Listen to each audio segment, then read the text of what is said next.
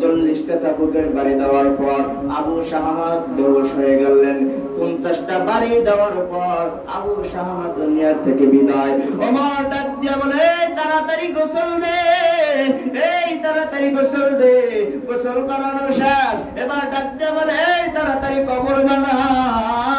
কবর বানানো শেষ, এবার জানাজা শেষ। ওমর ডাক দিয়া বলে, তাড়াতাড়ি দাফন কর। দাফন করা শেষ, মাটি দেওয়া যখন শেষ হয়ে গেল, মাটি দেওয়ার পর ওই আবু শাহামার কবরের উপরে 50টা বাড়ি দেওয়ার পর আবু শাহামা দুনিয়ার থেকে বিদায় হয়ে গিয়েছিল। এবার 51 নাম্বার বাড়ি আবার কবরের উপর দিয়ে শুরু করলো। আল্লাহু আকবার বলে, আরো জোরে বলে আল্লাহু আকবার। এবার 51 নাম্বার থেকে কবরের উপরে বাড়ি শুরু করলেন।